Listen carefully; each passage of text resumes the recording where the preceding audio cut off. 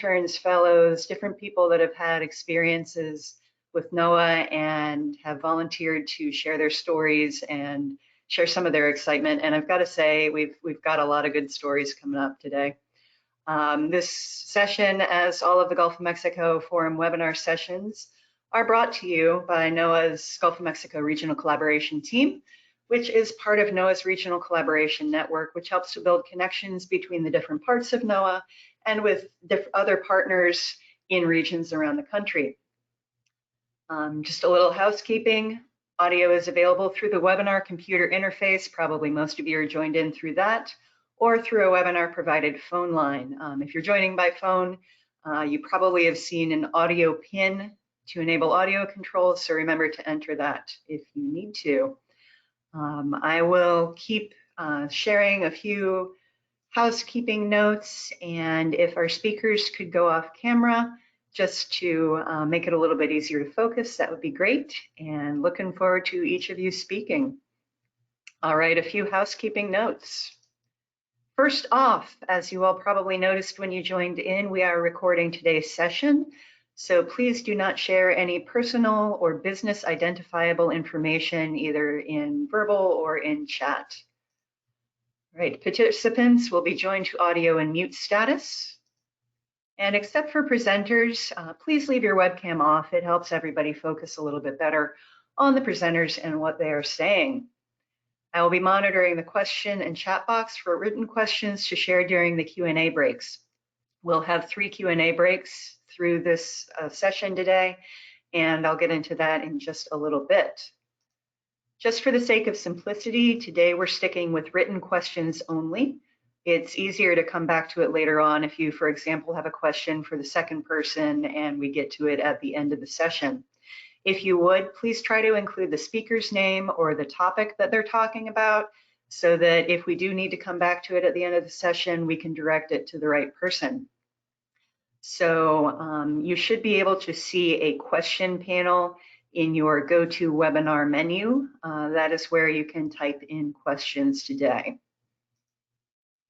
So as I mentioned, we have 9 great speakers today. I'm super excited about today. So first off, the way they're going to be presenting is referred to as a 3-minute thesis or a lightning talk. So if you're not familiar with that, everyone that's presenting today gets 1 slide and 3 minutes to share a story or an experience or something that they really want you to understand about their experience that they're sharing today. As I mentioned, we'll have 3 speakers and then a question break directed to those 3 speakers. We'll have the next set of 3 speakers and then another question break that's directed to that second set of 3 speakers. And then we'll have a third and final set of 3 speakers, followed by a final question break. The first set of questions in that break will be directed towards that last set of speakers, and then we will open it up for questions for any of the panelists. So with that, we will get going. And Carolyn, you are up first. If you could please come back on webcam. Carolyn Emerson is a National Weather Service student volunteer internship program student, and she is working out of the Tampa Bay area, Florida Weather Forecast Office. So Carolyn, please take it away. All right, good morning. My name is Carolyn Emerson, and I'm about to start my senior year studying meteorology at Florida State University. I've been volunteering at my local National Weather Service office since December of 2022, and it has by far been my favorite career building experience that I've had. And it's definitely set in stone my goal of becoming an NWS meteorologist once I graduate. I've loved meteorology ever since I was very little, so now I'm very lucky and very thankful to have been spending my summer volunteering at the National Weather Service office in Tampa, Florida. I've learned that a major responsibility of the National Weather Service is encouraging proper weather preparedness, and I've had the wonderful opportunity to experience many of the ways that the Tampa Weather Service office handles this responsibility. For one, I was able to sit in on an emergency management webinar with local partners, and in this meeting, one of our meteorologists explains the current happenings in the weather so that our local partners can be better prepared for any harmful weather that may come. We usually do these briefings once a week on Thursdays during calm weather, but in more severe weather situations, such as hurricanes, we have these high impact briefings 4 times a day, every day, before, during, and even after the event has passed. I've taken a few courses in emergency management at FSU, so it was very interesting to see that specific crossover between emergency management and meteorology. On another day, I was allowed to participate in giving local partners from Bradenton, Florida, an office tour, and this was in part to encourage the Storm Ready program, which encourages communities to take active measures to be better prepared for potentially dangerous weather. And in addition, we give our guests an active tour of the office where we explained everything that we do here and why everything that we do is really important. And finally, the National Weather Service is a responsible organization for the NOAA Weather Radio. And part of that responsibility is conducting weekly tests to ensure that everything is functioning the way that it's supposed to. On one of my visits, I was given the opportunity to be the one to announce the test on live radio. And before that, I didn't even realize that the voice during the NOAA Weather Radio or the NOAA Weather Radio test was an actual person speaking live. And the best part of that was being able to tell my mom that I was technically on the radio. So all of these are wonderful ways the National Weather Service can be sure that the people in our area are adequately prepared for any potentially dangerous weather. And of course, you can't talk about volunteering with the National Weather Service without talking about launching one of the daily weather balloons. It must have taken me a good half dozen launches before I could remember where everything goes together and all the steps to put it together, but I think I finally have it down. That weather balloon and radiosonde in the bottom right photo are so important for meteorologists to be able to determine an accurate representation of the atmospheric column, which was a really important aspect of forecasting. The weather balloon lifts up to over 100,000 feet in the atmosphere, and usually we do these launches twice a day, but similarly to the emergency management seminars, during more hazardous weather, we will also launch them an additional 2 more times. So all in all, I have had a wonderful experience volunteering with the National Weather Service, and I have so much fun every time I come into the office. So here's to hoping that I can land a National Weather Service meteorologist position in the future. Thank you.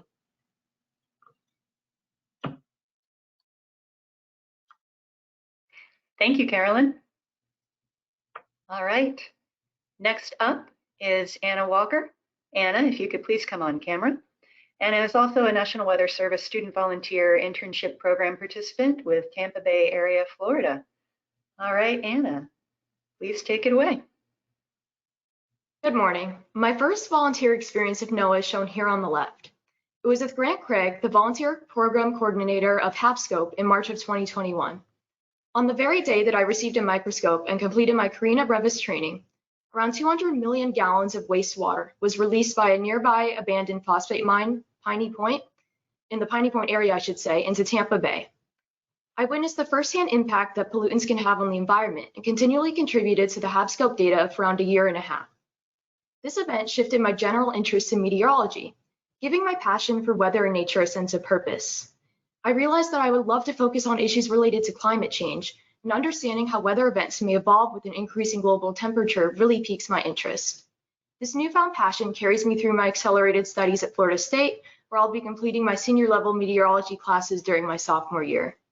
I thank GCUS and Grant Craig for opening my eyes to a whole new way to look at meteorology.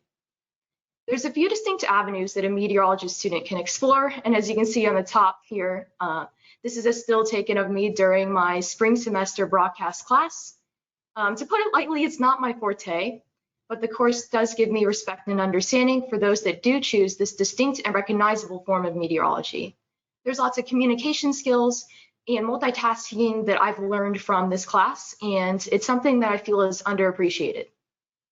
During my freshman year, I also learned about the general properties of the atmosphere, and basic ideas such as the pressure decreasing exponentially with height and geostrophic winds following isobars are accepted as well-known facts. However, a learning student naturally wants to find ways to confirm and apply knowledge in the real world. Thanks to being selected as a NWS intern at Tampa, the time that I've spent here has made this knowledge truly come to life. When I help set up a radiosonde and weather balloon, hold it in my hands and let go, and watch as the sounding data confirms concepts that I've learned in classes over a year ago, the feeling is truly magical. The atmosphere is much more difficult to study, and specialized equipment that most don't have access to is needed to measure its ever-changing conditions. My volunteer experience here at NWS Tampa has been invaluable. It's like a passionate chemistry student walking into a chemistry lab for the first time and realizing that all the knowledge I took for granted in the books is real. Experiencing the real-world application of my major for the first time since I've been interested in meteorology for a long, long time, it's really, truly valuable. And it makes all the rigorous math requirements and physics tests worth it. I also discovered that NWS Tampa partners with NOS to help monitor and publish the red tide forecast that I was a part of during my last 2 years of high school. I was a dot on this map at one point. After learning a bit about the different line offices and all, I was just surprised to see how involved NOAA was in all the different types of research, forecasts, and projects relating to the oceans and atmosphere. The diversity of jobs at NOAA and the potential for some operations and research combined together would truly be a dream job for me. I'm thankful for my involvement with NOAA and NWS thus far and really hope to continue to stay involved in the future. The more I learn, the less I realize that I know. Thank you for your time. Thank you, Anna. All right, Will, you are next up. Our next speaker is Will Lyons. He is a Florida Sea Grant Knauss Fellow with the NOAA Office of Education. Will, go ahead. Are you prepared for the next red tide? You better be. Understanding the characteristics that influence red tide exposure is critical for designing focused communication tactics and practical policy actions to protect vulnerable communities. Red tides are a harmful algal bloom that impacts coastal communities around the world, particularly coastal communities like Sarasota, Florida. Human-driven nutrient pollutants such as nitrogen and phosphorus from agricultural processes and natural environmental factors such as upwelling. This is when the movement and mixing of deep, cold, nutrient-rich waters from the ocean's bottom or lower levels are brought to the higher levels, replacing those warmer, nutrient-limited waters, and increasing temperatures from the atmosphere often contribute to the initiation of these blooms. Red tides often have severe environmental consequences that endanger marine life and the health of the coastal environment. Harmful algal blooms, short for HABs, are known to grow and through this expansion across the water column block out the sunlight that is necessary for photosynthesis, absorb the oxygen essential to marine life, and release toxins.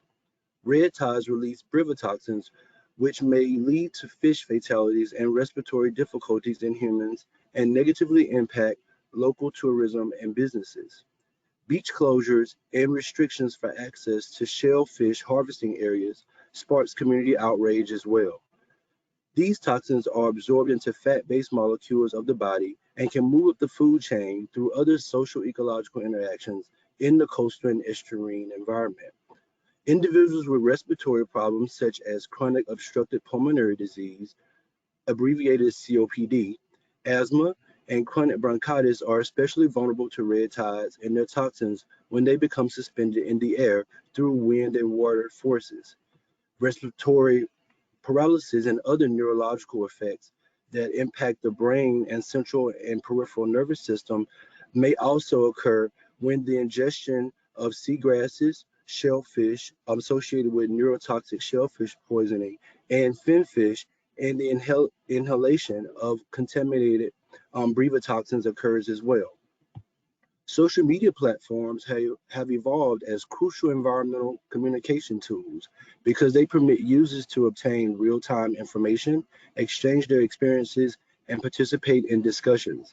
Therefore, I saw a potential gap to explore how our exposure to information regarding red tides on social media platforms such as Facebook and Twitter may influence people's attitudes, behaviors, and adherence to protective social practices, and support for associated policies to mitigate and adapt to the impacts of harmful algal blooms.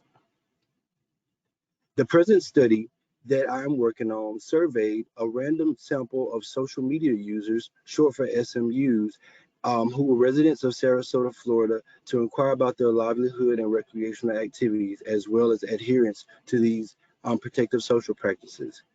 Thank you for your time. Thank you very much, Will. And if that, we'll take a question break for our first three speakers.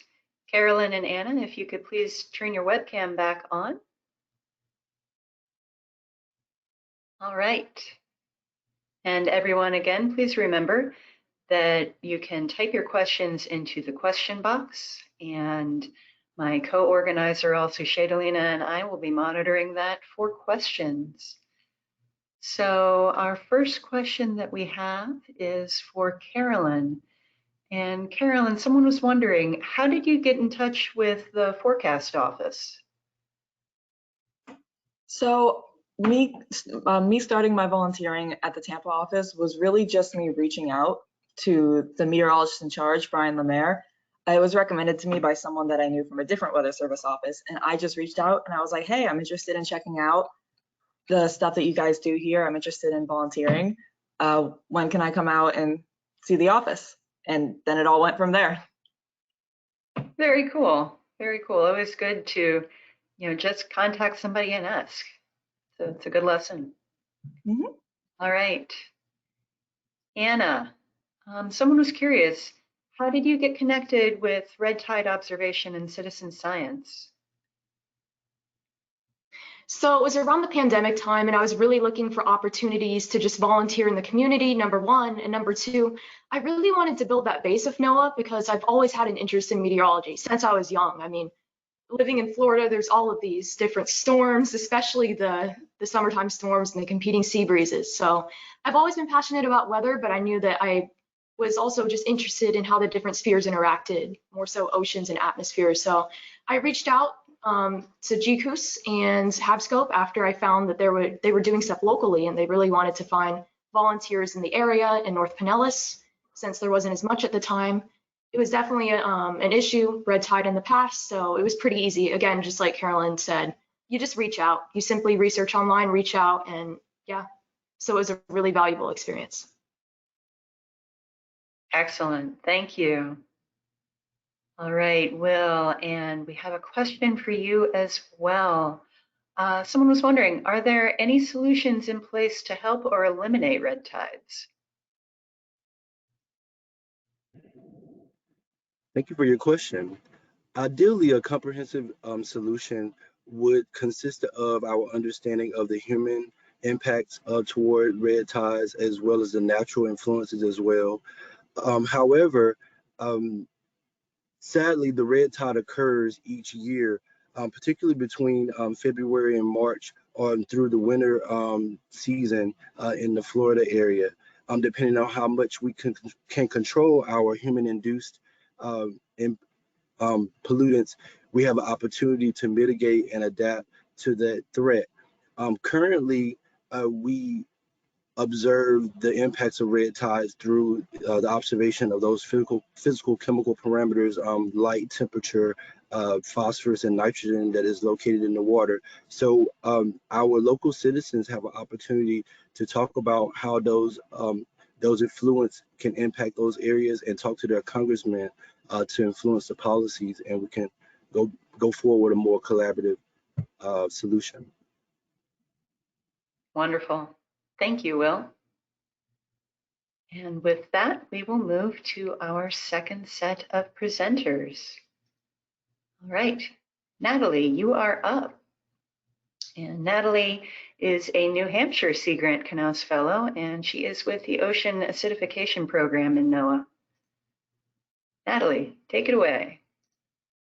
Hi everyone, my name is Natalie, and today I'm going to talk about my experiences in the NOAA Ocean Acidification Program.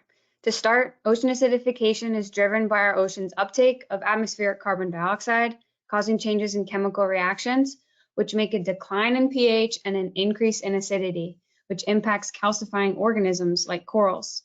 The Ocean Acidification Program at NOAA works to prepare society to respond to changing ocean conditions by expanding our understanding of ocean acidification through interdisciplinary partnerships, nationally and internationally. And that brings me to this buoy photographed on the left. This is one of the only ocean acidification monitoring buoys that records real-time data of atmospheric and oceanic carbon dioxide operated by the US in the Caribbean region. It provides measurements of carbon dioxide in air and seawater, pH, temperature, salinity, among many other parameters every 3 hours. These measurements are then sent daily via satellite to a NOAA lab in Seattle, Washington for rigorous verification processes. The data collected by the acidification buoy is of great value to resource managers down there. The buoy allows small acidity changes to be documented and eventually will be used to examine how changes may negatively impact marine organisms and their ecosystems. As the Capacity Building and Stakeholder Engagement Fellow, The overarching goal of my position is to help the program support our stakeholders to effectively reach their goals, such as increasing monitoring for ocean acidification in the Caribbean. One thing I've learned this year about capacity building is that in-person connection is irreplaceable. In March, I attended a vulnerability workshop in Puerto Rico to learn about perceptions and concerns regarding ocean acidification from local stakeholders. Here, I'm photographed giving a presentation in Spanish about our program. The workshop had several interactive activities for fishermen and coastal managers to share their concerns, like using a map of Puerto Rico to highlight important fishing areas and areas where they have witnessed changing ocean conditions. We identified new information that our office was not aware of, including the importance of the queen conch fishery to the fishermen and the fact that we have no biological sensitivity studies for ocean acidification for the conch species. So by being in person and listening directly to stakeholders, we were able to build trust and camaraderie, as you can see in the photo on the right, and identify a new area for research funding for commercially important species in the Caribbean. Looking ahead to the next 6 months of my fellowship, an important goal will be to provide tools for these stakeholders in the Caribbean to start a new global ocean acidification network for the region. These are grassroots, community-driven networks that work collaboratively to collect ocean acidification data and to support adaptation tools such as regional modeling forecasts.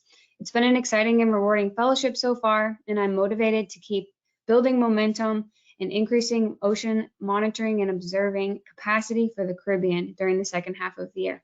Thank you. Wonderful. Thank you, Natalie. All right. Danielle, you are next up.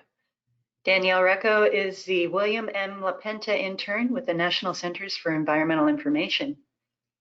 All right. Danielle, go ahead. And it sounds like you're on mute. Sorry about that. All right, we can hear you now. Sorry. So hypoxia, which is also referred to as a dead zone, refers to when dissolved oxygen in a body of water is less than 2 milligrams per liter. This occurs when a body of water is divided into warm and cold layers. This division, or stratification, prevents oxygen in the upper layers from reaching the lower layers. Warming water temperatures and nutrient-induced eutrophication will increase this effect. And the second largest dead zone in the world is actually in the Gulf of Mexico, which has been equal in size in some years to Massachusetts or New Jersey. Hypoxia can have catastrophic effects on an entire food web by either suffocating organisms or causing species to migrate, which makes them more vulnerable to fishing pressure and predators. There are also economic and social impacts, such as large economic losses for the seafood and tourism industry, a decrease in food source, and reduced profits for local fishermen. So in my project, I explored how hypoxic area and volume impact the brown shrimp fishery in the Gulf of Mexico. I chose brown shrimp as the organism of study because they are the most abundant shrimp caught in the western Gulf of Mexico, and because they live on the bottom of the Gulf, where hypoxia has the greatest impact. So if you'd like, you could play the video. I used data from the 2016 Southeast Area Monitoring and Assessment Program, and so I first used this data to create predictions of oxygen levels at each depth in the Gulf.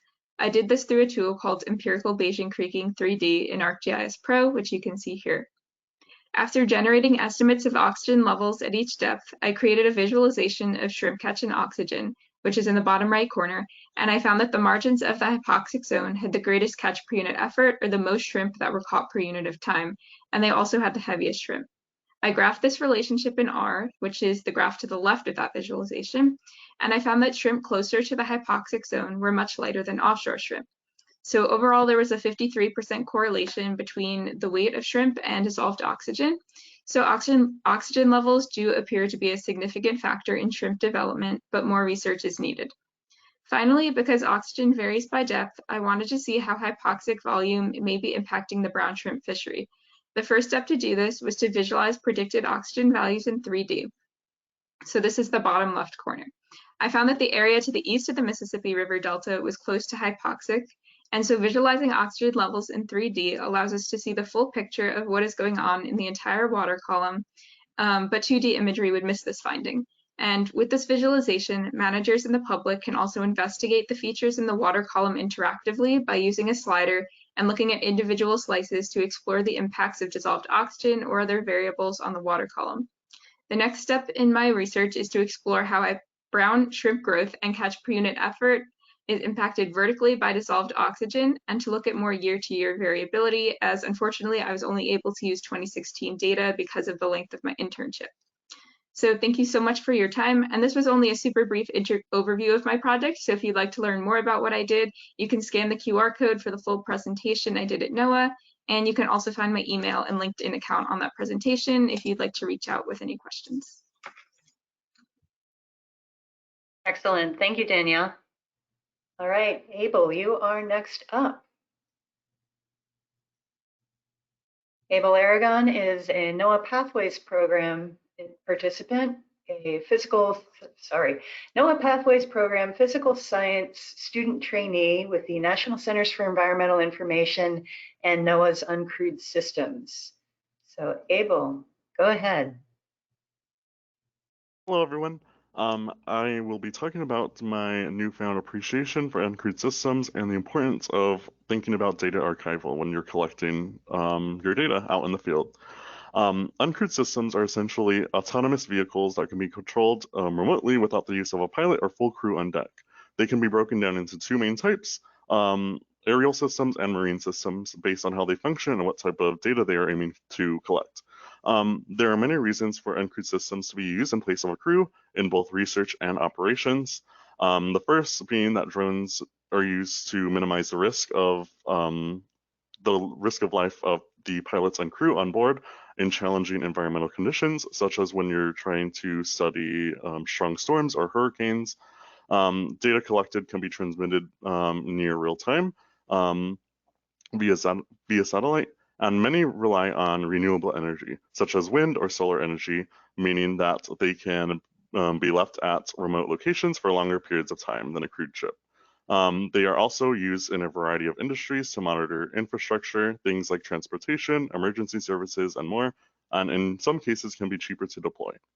Due to these advantages, we expect to see the use of uncrewed systems grow in the coming years. Our group at NCEI focuses on data NOAA retrieves from these systems and are working on documenting that same existing and incoming data to better prepare for data archival as NOAA moves to implement cloud storage.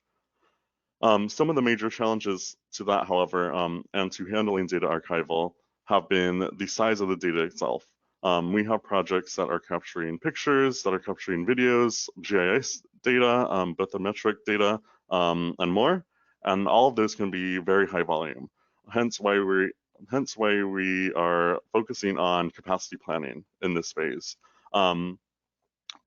Before I arrived, a survey was conducted across all line offices, receiving about 65 responses. And from these results, I was able to produce visualizations for this data. You can see on the left a few examples here. And for example, it shows that we anticipate the total amount of data that we will receive from projects running through 2022 through 2023. The maximum amount of data would be around 210 terabytes, and that's very large. But we are doing this to bring awareness to all of the line offices. So we just presented to the data governance committee last week. For example, with the data shown from OMAO, and provide an analysis on, for example, what projects are going to be bringing in the most and highest volume of data. This will eventually lead to a large report on the uses, volumes, and frequency of the data collection for each project using uncrewed systems. Thank you. Thank you, Abel. And with that, we are coming up on our second question break. Everyone, please remember, if you have questions, to type them into the question box, as we are not taking verbal questions this time, just for the sake of simplicity. So if Natalie and Danielle, hi, are able to come back on camera for questions, that would be great. All right, first question is for Natalie. One came in. What is a coastal acidification network? So coastal acidification networks are the domestic version of the go-on hubs. So we have them across the United States, and they're the interface between science, stakeholders, and our office at NOAA. So it's basically how we engage with local stakeholders who are on the ground and scientists who are on the ground in the different regions of the United States to learn about their specific regional ocean acidification trends and changing ocean conditions. Interesting. Thank you, Natalie. All right. Danielle, one for you. Why did you choose to look at both hypoxic area and volume? Yeah, thank you. So most studies tend to focus on area rather than volume, and so volume tends to be pretty overlooked. However, some hydroacoustic sampling indicates that organisms may avoid bottom water hypoxia by moving vertically in the water column. And so dissolved oxygen impacts on brown shrimp predators that migrate in the water column can impact shrimp populations. And so for the full picture of how hypoxia is influencing an ecosystem, it's important to consider both 2D and 3D effects. Interesting. Cool. Thank you. All right. Abel, one for you. Someone was curious, how was the survey conducted, or also kind of what other information in the survey was included? So what else was in it? How was it conducted? Yeah, so the survey was conducted through Google Sheet or Google Forms. It was sent out to all the line offices within NOAA. And what the information I was looking at within the survey was, for example, what types of uncrewed systems they use. So it could be drones, it could be gliders, it could be weather balloons, just a variety of uncrewed systems that we want to look at. What type of data or what kind of purpose they're deploying these uncrewed systems for, their file formats, all the file formats that they might be collecting, of course, the volume of data that they expect to collect, and then the average volume of deployment. So that would be how many times they expect to send out these systems per year. And there's much more within the survey itself, but all this is done to, again, capacity plan for the future, and hopefully make the transition to cloud storage go more smoothly. Got it. Thank you, Abel. All right. With that, we will move to our third and final set of speakers. Matt, you will be up first, and everyone, again, please remember, if you have questions, type them into the question pane, and that way we'll be able to loop back to some of them as well at the end. So Matt, if you could please join on camera. Matt Sheffield is a Sea Grant Law Center Summer Legal Research Associate. So very exciting to hear from you, Matt. Please go ahead. Good morning, everyone. Hi, I'm Matthew Sheffield. I'm a third-year law student at Indiana University's Maurer School of Law, and I have my undergraduate degree in marine biology. So taking part in this has been a real treat. So this summer I worked with the Sea Grant Law Center specifically on their emerging contaminants project. Part of what the Sea Grant Law Center was seeking to do was to create a regional coalition of states addressing the problem of emerging contaminants in the Southeast. Particularly, we centered on 3 states: Florida, Georgia, and South Carolina. Obviously, South Carolina is not on the Gulf, but Florida and Georgia are, so there was a good bit of overlap for this project here. So the PFAS family of compounds are kind of the flavor of the week in environmental legislation right now, due to media coverage and knowledge of their worldwide contamination. This has led to unprecedented federal allocations of more than $5 billion through the bipartisan infrastructure law. This is everything that I'm sharing is part of a legal scan that we conducted to see what the current landscape is for these emerging contaminants. Essentially, EPA has published a list of contaminants that they think warrant greater attention. And right now, obviously, PFAS is big in the news, partly because of this massive allocation and also through these massive settlements that have been taking place through against companies like 3M and Chemours.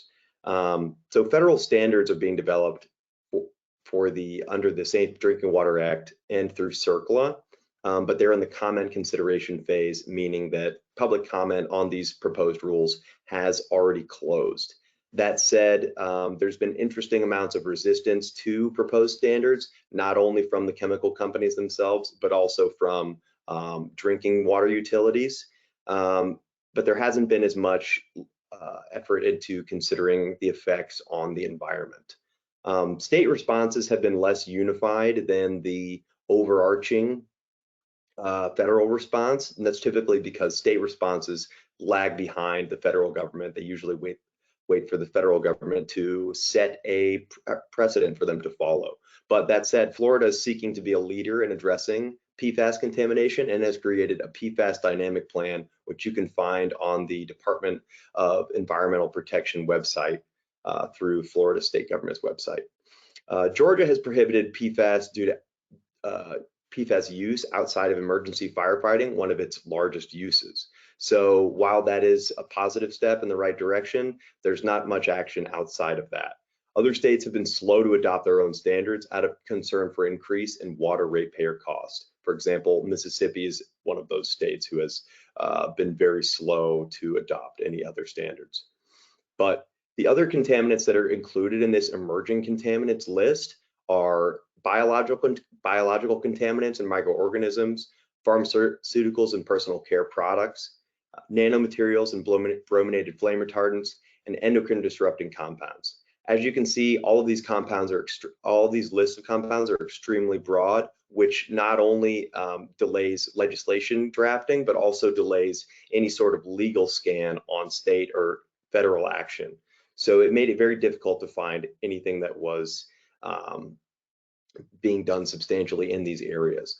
That said, the coalition that the National Sea Grant Law Center met with convened a group of policymakers, which I was able to present to on our legal findings, and to show that although the federal response might be slow, coming together as a regional group to address these issues is going to be pivotal in addressing these things as climate change continues to affect how much of these compounds reach the waterways, and especially the Gulf. So some municipalities have attempted to address these issues themselves, but they've often been preempted by state law. So that is just about everything on my presentation. So thank you for your time. Thank you, Matt. Next up is Alyssa Outhwaite. Alyssa is a NOAA Experiential Research and Training Opportunities Graduate Intern. Alyssa, please take it away. Hi, thank you. So as she said, my name is Alyssa Outhwaite, and I'm going to be talking to you about my summer internship working with the Pointe-au-Chien Indian tribe and, down in Houma, Louisiana. And as my title might suggest, really speaking to the importance of culture and the different meanings this word can take on. So the Pointe-au-Chien Indian tribe is a great example of how culture can be used to help a community survive through different types of hardships. For them specifically, they've generated this culture of adaptation and diversification, which has helped them through historical discrimination and exploitation, as well as modern day issues of coastal erosion. So this summer, I was able to learn more about this culture of flexibility within the tribe, and also to see if alternative oyster culture could be a way to continue to help them diversify economic opportunities. And alternative oyster culture can also be called AOC. So if I use the word AOC, that's what I'm referring to. And many of these tribes people already work in different fisheries. They've already diversified by working with crab and shrimp and natural oyster harvest. So this is already an important piece to them. But in the face of climate change, we know a lot of these fisheries are going to continue to be impacted, which is why diversifying is so important and will continue to be important. And AOC also has the added benefit of being a more environmentally friendly way of growing oysters, because it's done in cages rather than being harvested from natural wild reefs. So part of my internship was also trying to determine where AOC might be a good fit. And to do this, I spoke with some of the oystermen from the tribe and was able to get their ecological knowledge of the area to figure out some places that this could actually be doable. So looking at my map on the right, those highlighted green areas are actually priority lands for the tribes, and the orange areas in between are current oyster leases, many of which are already owned by tribes people. And the little flags are areas that I was able to work with the tribes people to figure out where we might want to sample, in addition to some other stuff that I had to do. But in addition to using their input to figure out these locations, I also used traditional ecological methods to do some of the surveying. So the picture in the middle bottom is just me holding this long pole, and it's called a method of polling or sounding, where you just press the water bottom, the sediment, and determine if it's soft or firm.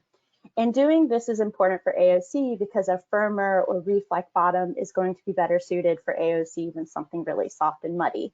And some of that data has been integrated into the map, with green flags representing firmer bottom, more reef, and the red being softer, muddy areas. But overall, this project is really just showing how we can work with locals and use traditional knowledge to preserve culture in all the different ways that it exists. Thank you. Thank you, Alyssa. Really interesting. Next up is our final speaker, Jennifer Clifton. Jennifer will be sharing about the Explorer in Training program with NOAA Ocean Exploration.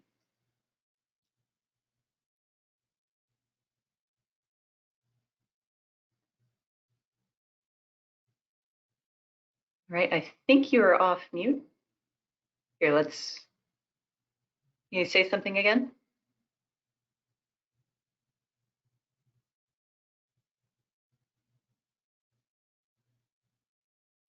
Still not hearing you.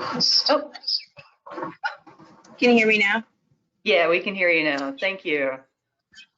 Perfect. All right, so my presentation is on my NOAA Exploration in Training internship. My name is Jennifer Clifton. I currently graduated this past December with a BA in Environmental Studies. And the internship that I worked on was through the period of October to November of this past December. The main focus that we were looking at is deep sea exploration. So this is through the Department of NOAA Ocean Exploration. The vessel that I did participate and sail on is the NOAA Okeanos Explorer. These trips last from a range of 3 to 4 weeks at a time at sea. The main objective that they have is to talk to the NOAA scientific community and also other educational institutions or scientists that are doing research. They will collect a panel and they will discuss the sort of areas that they are going to look at and kind of see what is the main objectives, if there are areas that they want to go over to see if they can analyze and do future research on. The three things that we do look at is water column data. We look also at sub-bottom data, and we also collect a visual aid or representation of data collected to create maps, which you can see in the bottom left corner.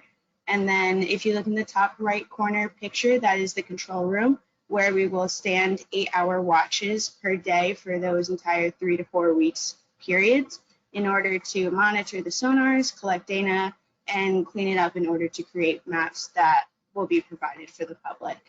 So currently, as of right now, I am learning and talking to a lot of people that I've met on my internship and previous trips, which has also allowed me the opportunity to become a contracted mapper, which currently I am on and finishing up an expedition in Alaska here aboard the NOAA Okeanos Explorer. So right now I currently am working on applying to master's programs so that I can get more experience, hopefully in the marine science field, and also continue my journeys right now as a contracted mapper.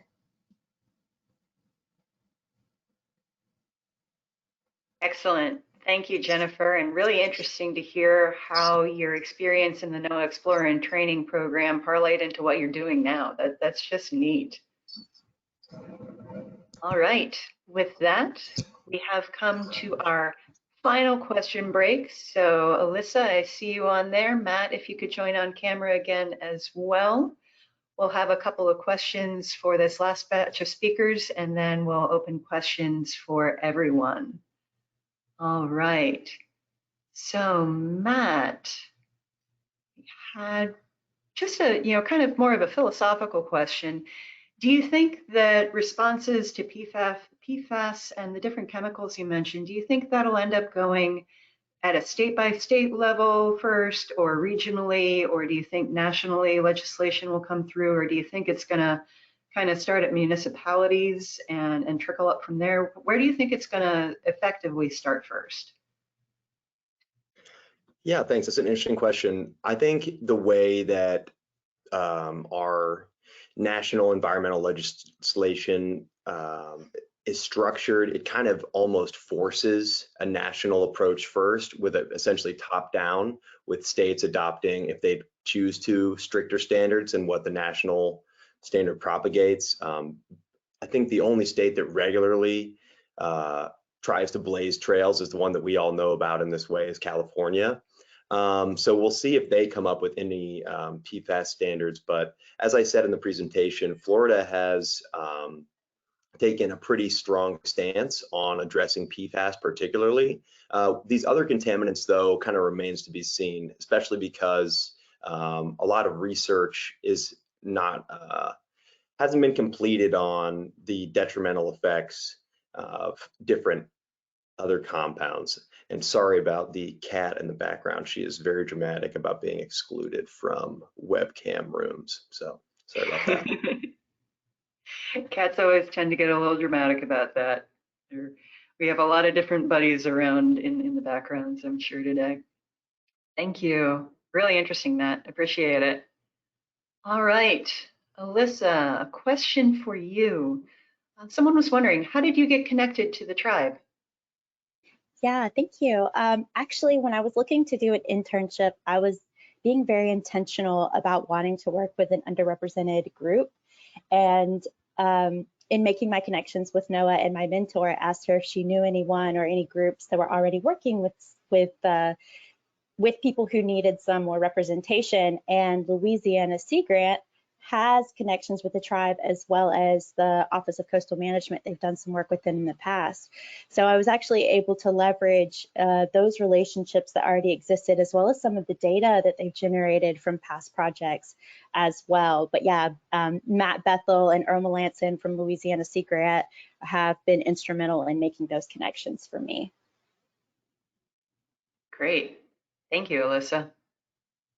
Yeah, it sounds like in a couple of different situations that we've heard about today, some of it is just asking and, getting one connection and seeing where those connections lead. So it's really interesting to hear. All right. Jennifer, there's a question for you. How often does ocean exploration go out on these research trips? It's just so cool. Ocean exploration, they sail all year round. Some trips will range from maybe 2 weeks. Most of them are at least 3 to 4, sometimes 5 weeks. They do mapping expeditions, and then they also do ROV and mapping expeditions, which allow them to do a little deeper, more visual exploration when it comes to looking at marine organisms. But otherwise, they'll just be sailing all year round for months at a time. Interesting. Thank you. That's a really great opportunity. All right. With that, let's open it up for general questions. Thank you to everyone who are putting questions into the question box. Please remember that you can go to the question pane in the GoToWebinar menu you have on your screen there and type in a question. So we will start asking questions for the general group. If everyone could please, all of our panelists, please come back on screen. We will open it up for general questions. All right, let's see what's come in. Actually, this is a good one for everyone. Let's start with that. Kind of wondering, we've heard a lot of different experiences and a lot of different focal areas, and You all are in a bunch of different programs representing different parts of NOAA. Kind of wondering, how did you find the program that you connected and worked in? How did you figure out, where to even start?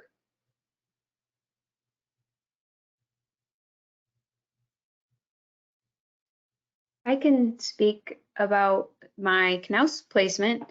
So Knauss fellowships, you have a week of placements and of interviews, and you interview with 20 different offices on the executive side. I knew I wanted to be on the executive side. We also have legislative options. So I knew I wanted to be working with stakeholders, and I wanted to learn about how a NOAA program office functions.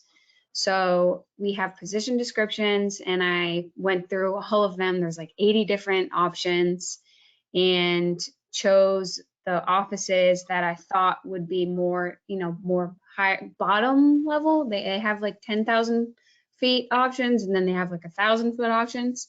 And so that's how I knew I wanted to be, more engaging directly with people. And so that's how I ended up with the Ocean Acidification Program office.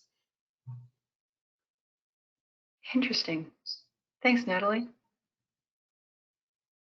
I can speak to my experience as well. Yeah, so I actually spoke with other students to see what sorts of internships they had done previously, because I wanted to know. I didn't really have a great idea of where to start initially, but I knew I wanted to work in social science. I knew I wanted to work with people, so I actually went to our social science group at Texas A&M University in Corpus Christi and was like, hey, have any of y'all done any internships? Who are good contacts? And that was a really great way for me to get connected, and who wound up being my advisor for my summer-long project.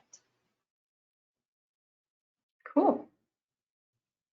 I can speak briefly to the law student side of things. I think I was always interested in the marine environment, and so coming into law school, I knew I wanted to find a way to get involved in that sphere. So the Sea Grant Law Center seemed like an obvious choice, and I found out about them through networking through American Bar Association committee panels, which I would recommend to any law student. But I think overall, I'd heard about the Knauss Fellowship and the Sea Grant Law Center's kind of affiliation through them. So it felt like a natural choice to kind of work with them, and being a part of what they do this summer was really fascinating to see nonpartisan policy advising involving the legal side of the marine environment. Interesting. Thank you, Matt. I can jump in next. Sure, and then I see Jennifer also raised her hand. So I'm currently a master's student at George Mason University, and so we have career panels every now and then, and we have really close connections with USGS since they're right here in Reston in Virginia. And so one of the topics we were talking about was applying for internships and using USA Jobs, because of course USGS is also in federal government. And I was looking through USA Jobs, and I found positions for interns at NOAA through the Pathways program. And I applied to a variety, and I just went through the interview process, and this was like my first time doing like a whole panel interview with the Uncrewed Systems team, and it was nerve-wracking at first, but I succeeded. 'Cause obviously I'm here, but and it was just a really rewarding experience to get to like experience the interview process and the process it takes to apply for even regular positions in NOAA itself. So I'm glad to experience that, and yeah, I'm looking forward to looking through USA Jobs again for permanent positions. All right, thanks, Abel. Great points. Jennifer, go ahead. For me, it was while I was in undergrad, and I just had a lot of interests, and I didn't exactly know what route I wanted to take. So I just applied to a bunch of internships that I had some sort of interest in, wanting to learn more about, and just kind of gain that experience to see what I was interested in. It just so happened that I was able to get this experience. definitely was a different one. Wasn't more of like me commuting somewhere. I was going to like live somewhere else. But it definitely allowed me to meet a lot of people, communicate with a lot of people with different backgrounds, and just kind of learn what opportunities are kind of out there and where else I could possibly explore, you know, if I had an interest somewhere else as well. Wonderful. Thanks, Jennifer. Will, I think I saw you raise your hand. Yes, thank you. As Natalie said, we went through our placement week, which was full of interviews. And after talking with the NOAA Office of Education, I kind of just knew that it was a great fit after having worked in the educational field prior to. What I really love about my office is that they're very compassionate and they look to empower communities to take action against those emerging environmental hazards. And as in my talk, you know, the red tide is expanding throughout the Gulf Coast of Mexico, you know, making its way toward Texas. So we have an opportunity to create awareness and empower individuals to protect themselves and their families. Excellent points. Anna. I knew that I definitely had an interest in NWS, so I researched the nearest one and asked Lamar in advance. I think it was around late winter, and he was kind enough to give me the opportunity. Very cool. Very cool. And that gets back to the point of just, you know, contacting people and reaching out and, you know, seeing where it leads. And it might be them, it might be someone that they refer you to, but always good to reach out and make contacts. All right. Danielle, go ahead. Yeah, so for me, I was very similar to Jennifer, where I was just looking for internships in my undergraduate education, seeing like what I could possibly do. And I was always interested in NOAA, so I looked up NOAA and they happened to be hiring for Lapenta interns. And that's a relatively new program. So what it is a 10-week program in the summer, and you choose like 5 projects that are interesting to you. And then if the advisors like you, they'll like interview you for those projects, and then you kind of like get matched that way. And I thought this one was really cool because I really wanted to get into like oceanography and just that field because I was never exposed to that before. I'm a geography major, so I focus more on the social sciences. And so I wanted an opportunity to explore a little bit more of the hard sciences. And this was just like a really great way for me to combine my interests of like spatial mapping with oceanography. Excellent. Thank you. All right. And I see we're coming up on time. I have so many more questions for all of you, and I would love to continue, but I respect each of our presenters' time and our audience as well. Folks, I know that we got a lot of really good questions in the question pane. Please know that we do have those. They will be recorded, and we're going to share them out with the panelists as well. So the panelists will be able to see your questions, and they'll have your contact information too if they need to reach out. But with that, I just want to thank all of the panelists today. It is so exciting to hear about your experiences and what you learned and where you're going. And thank you so much to everyone who joined in as well. Our next scheduled webinar will be on October 5th, and it is going to be about marine mammal stranding response. So I hope the folks can join in for that as well. And again, thank you everyone for joining. This was just such a great time today. I really appreciate everyone's time, and I hope you have a wonderful day. Thank you.